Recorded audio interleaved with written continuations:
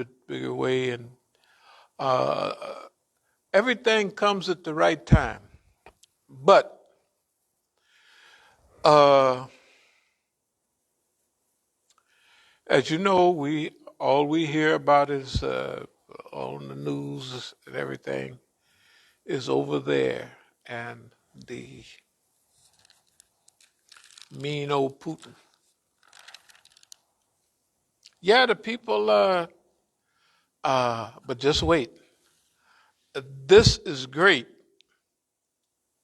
This what's happening now is super great. I mean,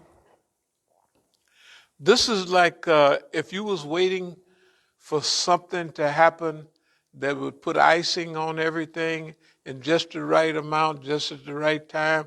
This is it, what's going on right now. Number one, this caught everybody. Boss Man arranged most of this. Well, I think sorry. But it caught him by surprise. Yeah. It's not this stuff didn't just happen. Boss Man had a thing. Look here, we're in the humdrums. The people laughing at us.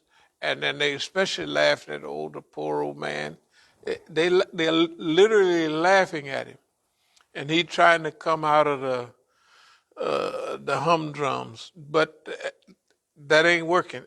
It ain't going to work. It can't work. It's like signed, sealed, and delivered. It's like that there's nothing they can do.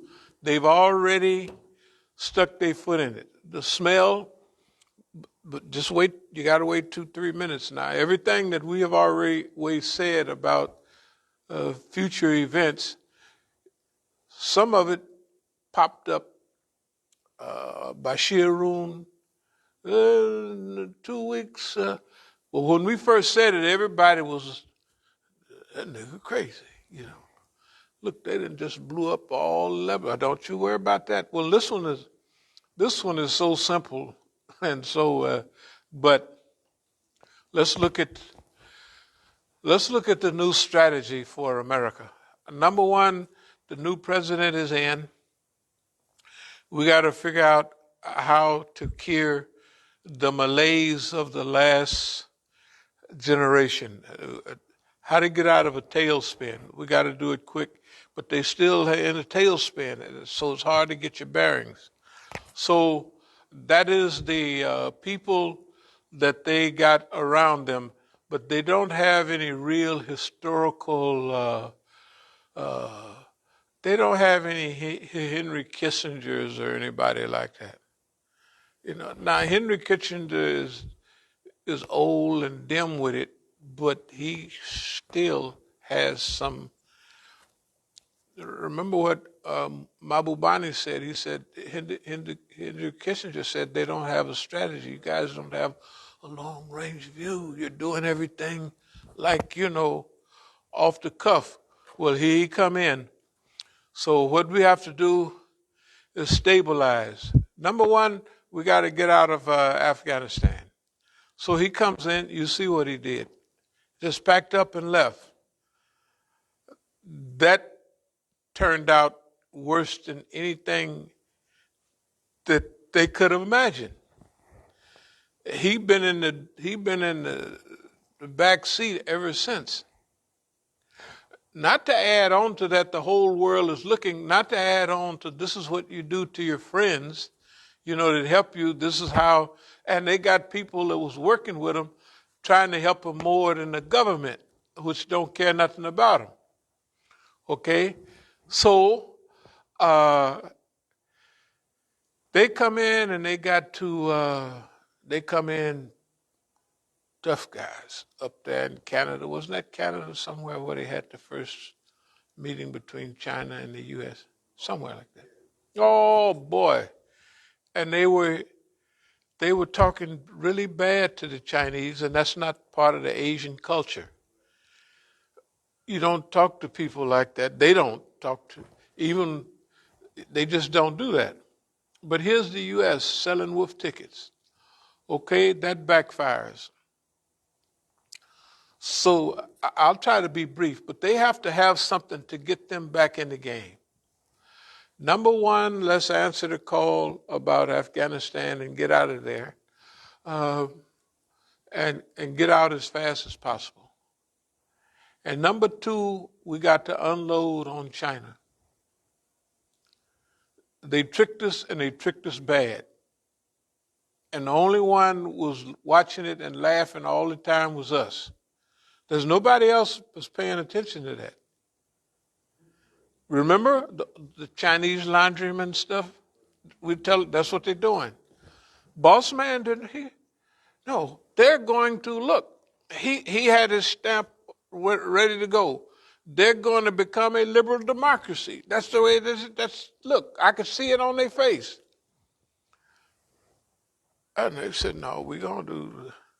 We've been here 4,500 years and 4,000 big years where we, and y'all out here, we built a fence around China so we wouldn't have nothing to do with you. Everybody else, y'all been going out invading everybody else. We said, and they say this to China out of all those years, never invaded anyone. They've never invaded anyone. Can you imagine? And the Great Wall of China, that's because of course, we all know, they figure that we're a little civilized. We done had thousands of years, and you guys are kind of barbaric, man. It's going to take you 500, 1,000 years just to wash off the smell. I mean, they wasn't probably being arrogant. They were just saying, man, look, we don't want to be bothered with all of that. We have a war every other month between this kingdom and that kingdom. So we don't want to, you know what I mean, get mixed up with y'all too. Y'all fighting over all kind of dumb stuff. And we can't deal with it. We don't want, so the Great Wall of China. Can you imagine people and got their game together? Just think about it. They use fireworks for celebration. Boss man looked at that. He said, oh, good God Almighty. Let's see, you put that in something, poof, it'll pop out. Good God Almighty. Shoot. Since then, boss man ain't looked back. But boss man, this is,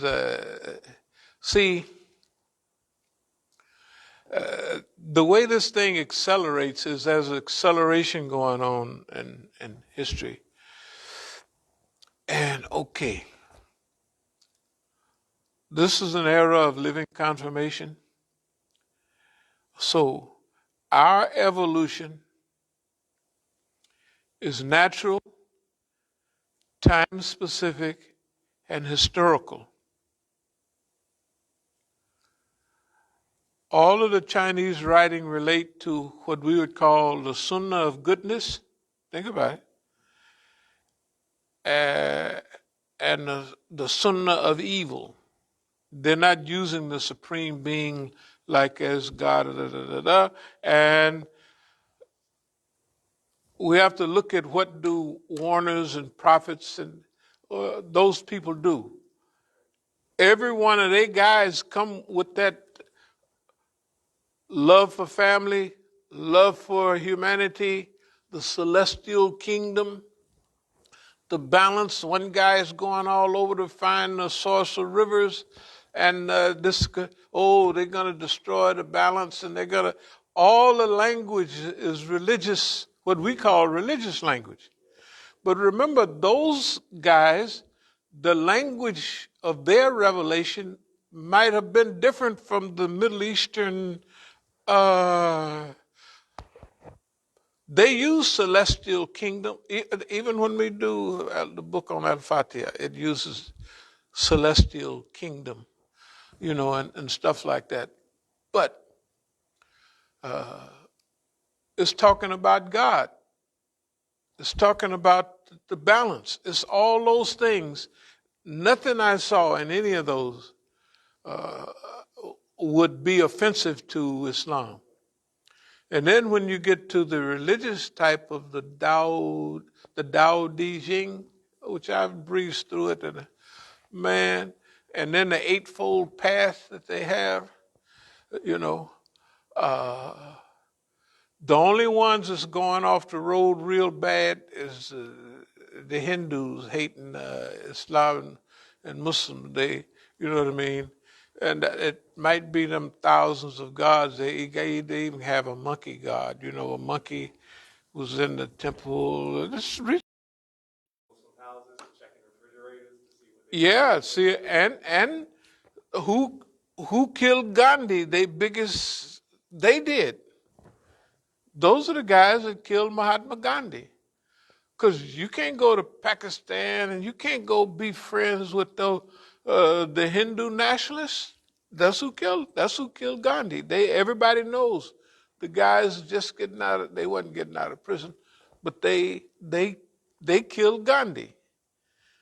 Okay. All right. But anyway, so our writing speak to the people of our era. So like all of what we're incorporating, we have to speak to the people of our time and our era. And we have to get busy in this right away. So our writings and our other things will begin to evolve. We did a nice sabbatical, a little more than a sabbatical, but we wanted to wait to acquire what we've acquired. We wanted to wait to digest it. Now it's been clicked. See, now we're able to, we're able to teach. We're not guessing. Like what we taught before, we wasn't guessing at it. Rules of management guidelines. We knew what we was talking about. You could read it and you could tell that we knew strategic management under conditions. But now we down with the language and we down with the reality and we have stated it. Well, you'll pick it up as we go. In our writings, we should speak to the people of our era.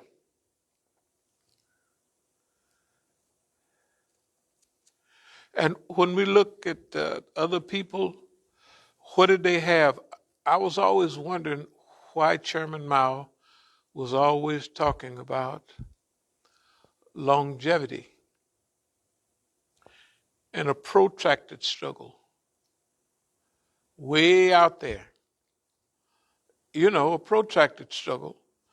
But I did realize that one of the things that we never had a chance to do was to develop a long-range strategy. We didn't have time to. A lot of the people that were martyred from amongst us were killed in their 20s. And at best, the early 30s. It was nobody. No.